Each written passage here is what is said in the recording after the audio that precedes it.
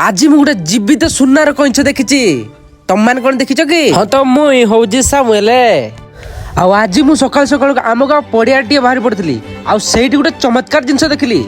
हाँ तो गाइस तुम मैंने केवे तुम जीवन रे सुनार कइंछ देखिछ मु तो देखो देबे गोटे सुनार तैयारी हेतबा कइंछ आउ एटा होछ से कइंछ आउ एई कइंछटी को गोल्डन टर्टस बीटल बोली कहते आउ एई गोल्डन टर्टस टी हम ओडिसा रे बहुत कम मात्रा रे देखा को मिले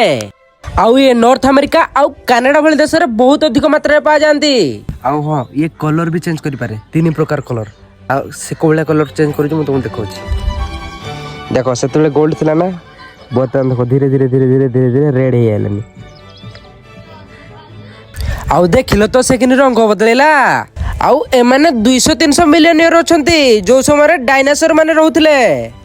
आपको सेफली ताको गुटे जगह रे छाडी देबा काइना से आम पाखरे ताको बंचाय पे चेष्टा आम ताको बंचाई परिबा नै आ